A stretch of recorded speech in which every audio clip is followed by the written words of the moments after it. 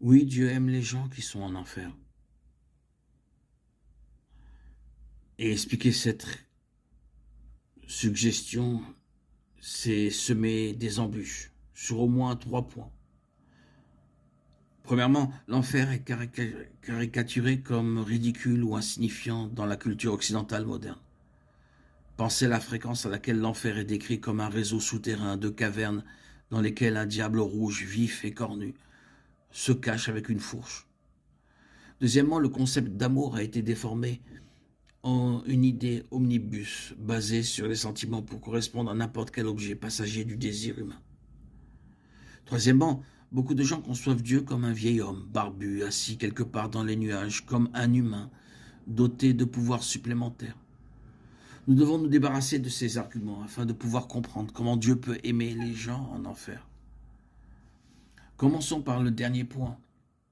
Si Dieu est conçu comme un personnage fini et créature, alors la doctrine de la justice divine n'aura guère de sens.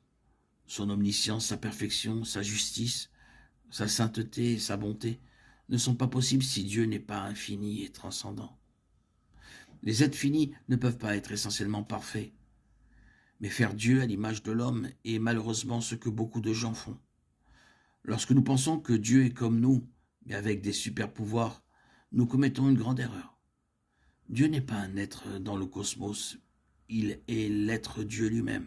Exode 3, 14, Actes 17, 24, 29. Dieu transcende le cosmos. Ceci est essentiel à la question de l'amour de Dieu pour les gens en enfer.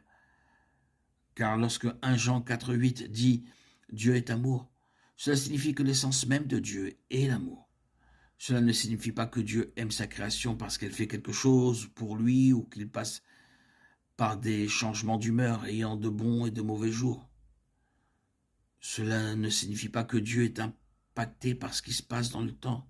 Au contraire, Dieu aime les gens simplement parce que c'est ce qu'il est, pas une passion ou une émotion en soi.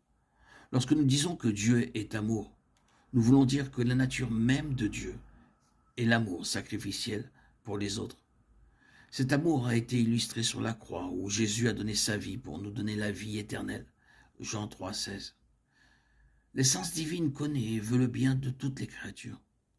La culture populaire adopte une approche cavalière de l'enfer.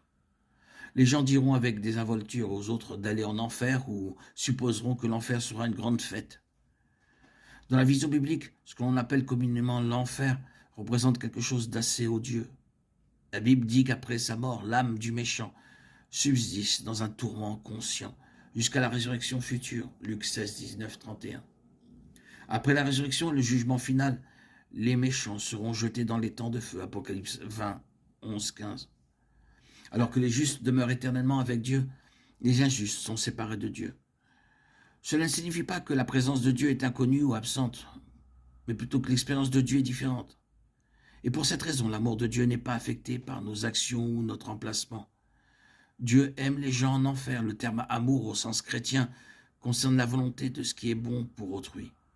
Vouloir le bien de quelqu'un, c'est d'abord discerner ce qui serait bon pour lui, et ensuite agir dans ce sens. Alors, me diriez-vous, comment se fait-il que Dieu aime les gens en enfer? De quelle manière veut-il le bien de ceux qui se sont séparés de lui? Sauf Dieu, malgré la bonté et la grâce réconciliatrice qui lui sont accordées de multiples façons, Dieu aime sa création, puisque sa nature est amour. Mais cet amour se manifeste différemment pour la créature impénitente et pour le pénitent. C'est le même amour vécu sous deux angles. Par analogie, deux personnes dehors par une journée ensoleillée peuvent avoir des expériences très différentes. Si l'une est au soleil et l'autre à l'ombre, dans les deux cas, le soleil est le même. C'est l'expérience des créatures qui est différente, selon leur situation par rapport au soleil. De la même manière, l'expérience de Dieu en tant que créature est différente en enfer et au ciel. Au lieu d'expérimenter la plénitude de la grâce de Dieu, celui qui est en enfer reçoit la plénitude de la colère divine.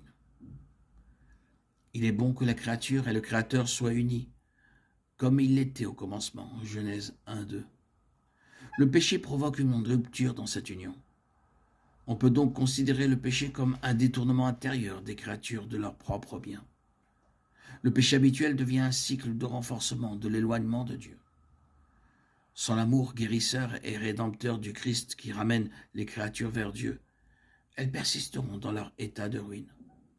La créature peut en venir à haïr Dieu en choisissant de s'aimer elle-même et de renier Dieu, ne plus le rechercher. Elle perd le sens à sa vie et l'union que Dieu lui proposait dans son grand amour. Dieu t'aime, reviens à lui.